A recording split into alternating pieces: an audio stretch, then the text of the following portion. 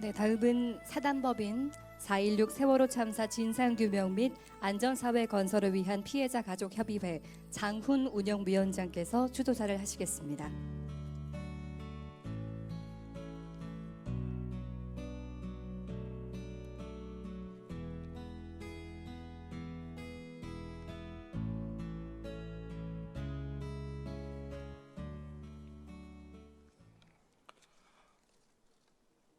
고맙습니다.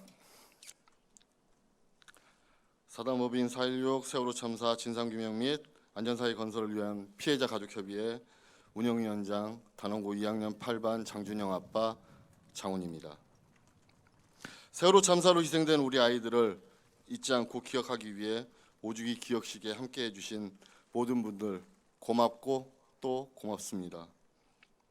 저는 5년 전 2014년 4월 16일 아침 큰아들을 잃은 아빠입니다.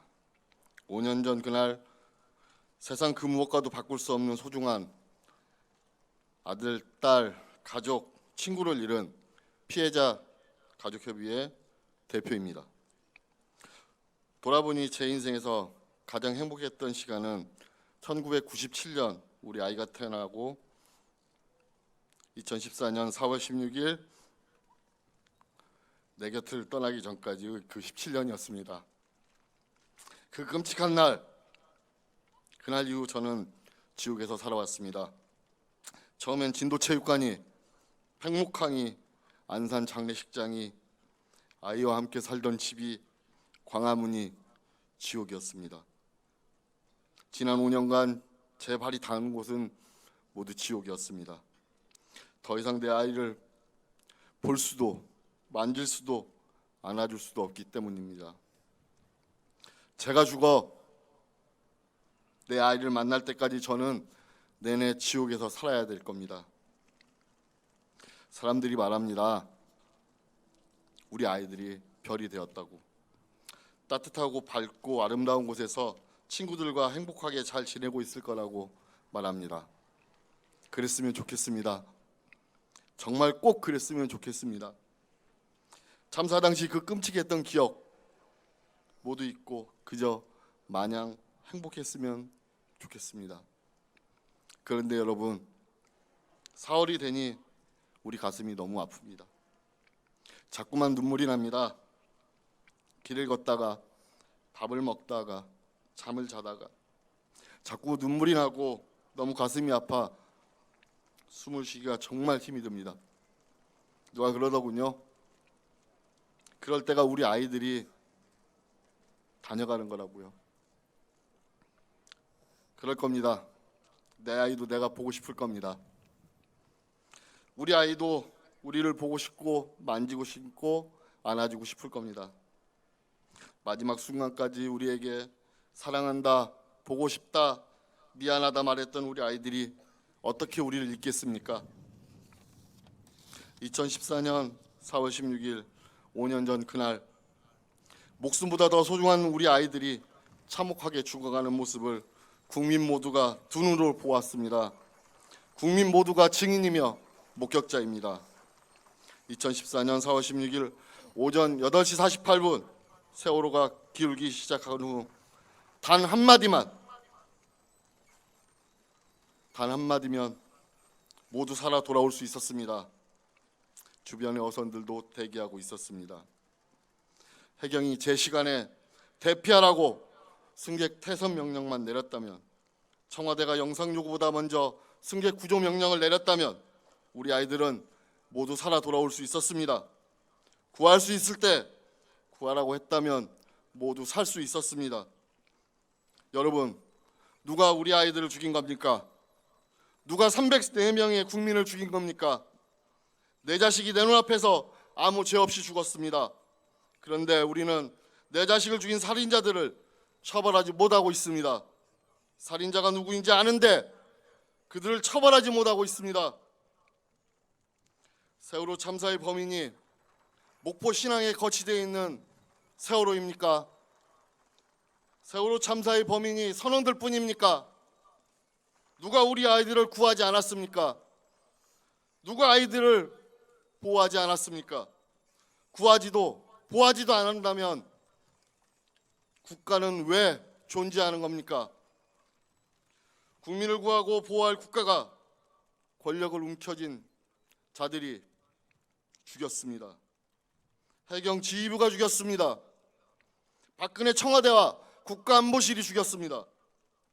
4.16 세월호 참사 진상규명은 우리 아이들을 304명의 국민을 죽인 그 자들을 모두 잡아서 처벌하라는 준엄한 국민의 요구이자 명령입니다.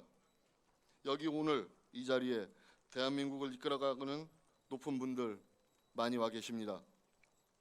여러분께 부탁드립니다. 정말 간절히 부탁드립니다. 우리 아이를 304명의 국민을 죽인 그 살인자들을 처벌해야 합니다. 오늘이 세월호 참사 5주기입니다. 그들은 이 5주기까지 계속 증거를 은폐하고 훼손하고 있습니다.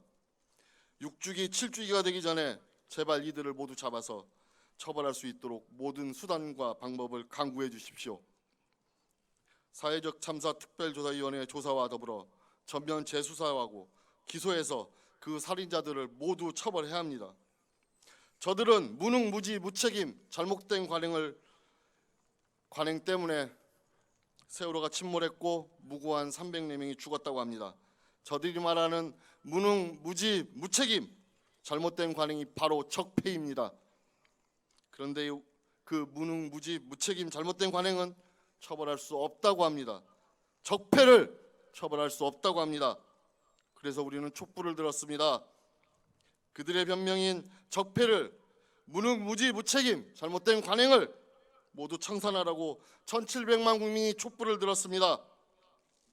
세월호 참사의 원인이 적폐라면 적폐를 행한 자들은 누구입니까?